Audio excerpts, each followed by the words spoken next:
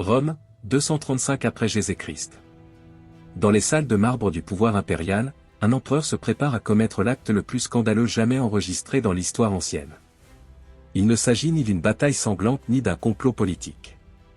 C'est quelque chose qui ébranlera les fondements même de Rome dans son essence la plus intime. Maximin le Thrace forcera son propre fils à s'habiller en femme, et épousera publiquement celui-ci, sous les yeux médusés du Sénat et du peuple romain. Ce que vous êtes sur le point d'entendre n'est ni fiction ni exagération, mais un épisode historique documenté qui révèle jusqu'où peut aller la folie du pouvoir absolu.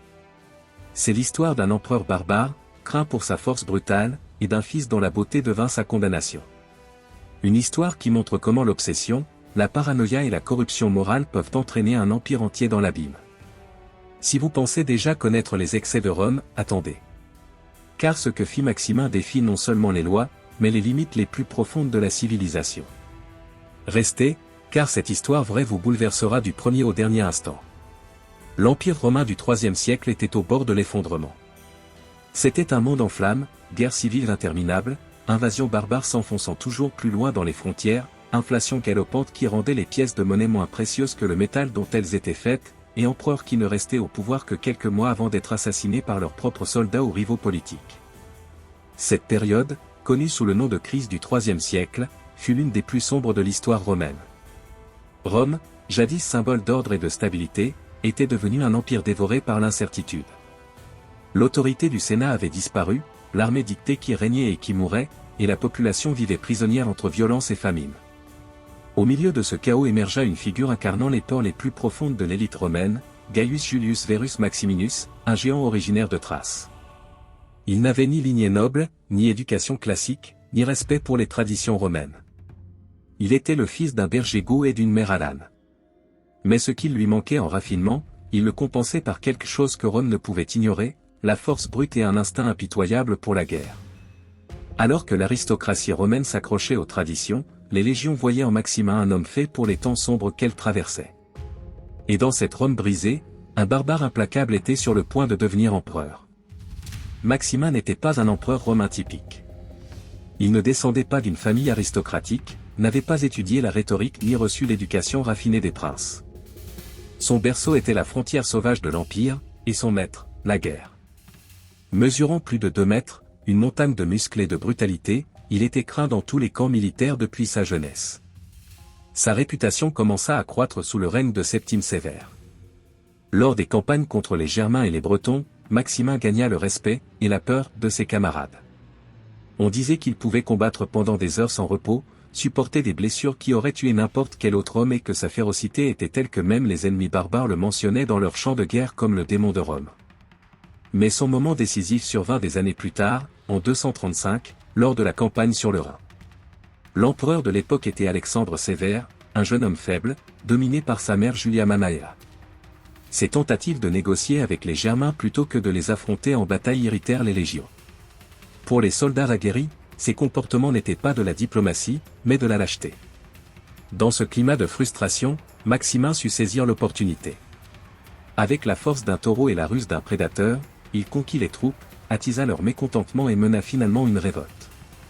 Le résultat fut brutal, Alexandre Sévère et sa mère furent assassinés dans leur propre camp.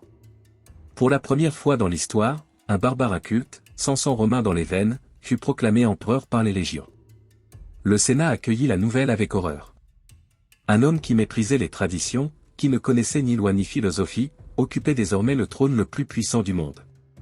Mais personne ne put l'arrêter, l'Empire était entre les mains de Maximin le Thrace, un empereur né non de la lignée, mais de la violence.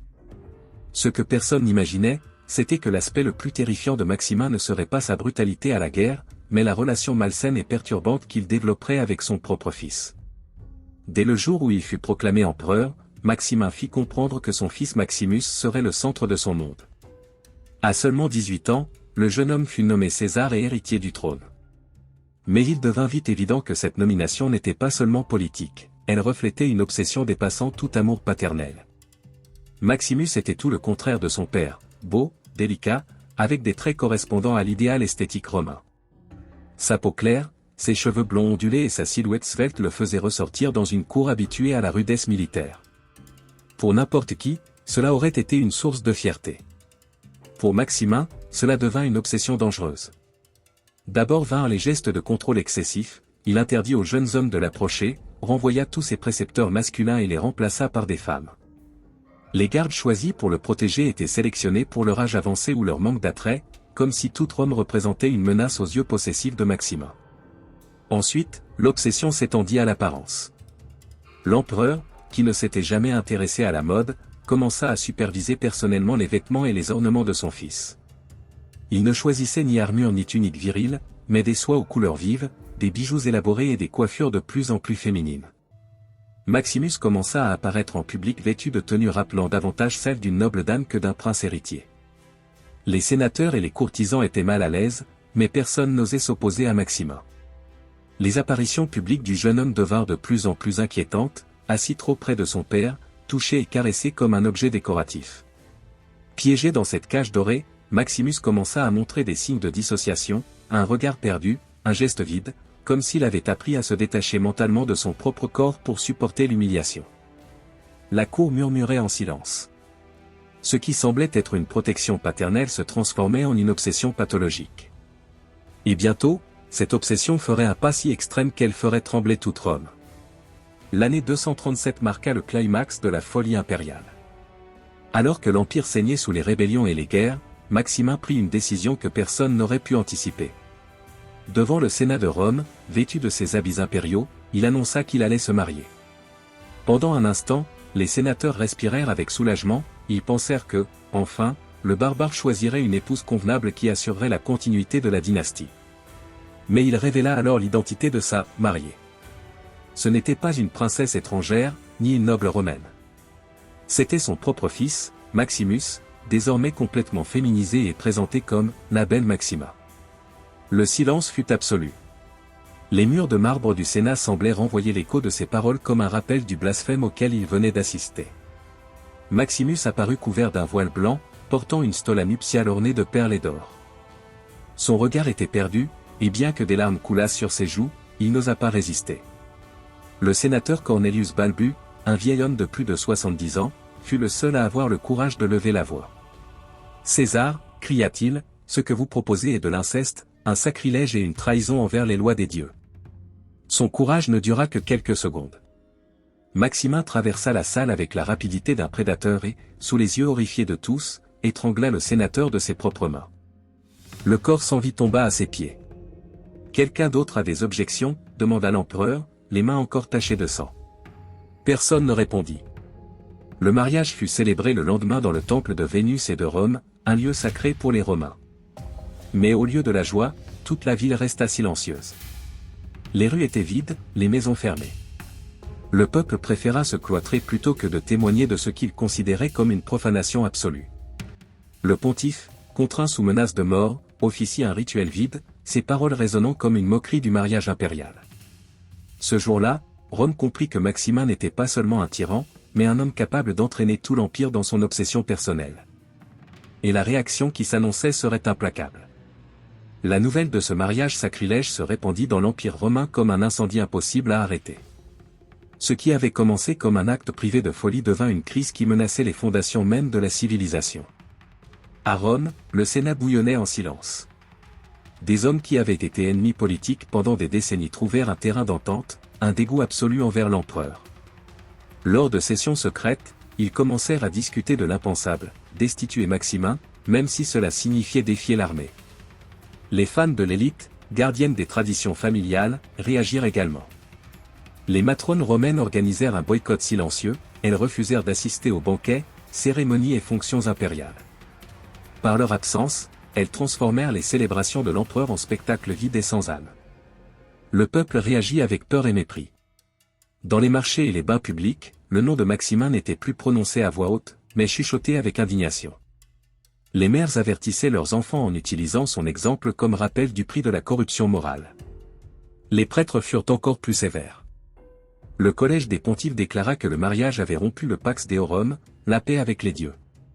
Les hospices, les signes divins lus dans les sacrifices, commencèrent à montrer des présages sombres. Rome avait été spirituellement contaminée. Cependant, c'est l'armée qui fut le coup le plus dur pour Maximin. Les soldats, formés à l'idée de l'honneur masculin, ne pouvaient accepter un commandant qui transformait son propre fils en épouse. Les centurions, colonne vertébrale des légions, commencèrent à murmurer ouvertement que l'empereur avait perdu sa vertu. Certains désertèrent, d'autres refusèrent de regarder Maximus lors des cérémonies militaires. L'image de l'héritier vêtu en femme, assis aux côtés de l'empereur lors des conseils de guerre, était intolérable pour ceux qui avaient juré de défendre Rome de leur sang. Dans les provinces, les gouverneurs profitèrent de l'occasion. En Hispania, Marcus Claudius Pupienus déclara qu'il ne reconnaîtrait pas l'autorité d'un empereur qui avait violé les lois des dieux et des hommes. En Gaule, les légions commencèrent à discuter de la nécessité d'un nouveau leader. Et en Orient, où la famille et la tradition étaient sacrées, le dégoût fut total. Le sacrilège de Maximin avait uni Rome comme rarement dans son histoire. Sénateurs, soldats, plébéiens, prêtres et gouverneurs s'accordaient sur une chose: un empereur qui défie les lois naturelles et divines ne peut plus gouverner. L'empire entier se préparait à se rebeller. L'étincelle finale éclata au printemps de l'an 238 après Jésus-Christ. À peine 2 mois après le mariage sacrilège, les légions qui avaient autrefois acclamé Maximin commencèrent à montrer des signes de rupture. Le déclencheur fut un conseil de guerre dans le camp impérial, près d'Aquilée. Maximin avait convoqué ses généraux pour planifier la réponse aux rébellions croissantes.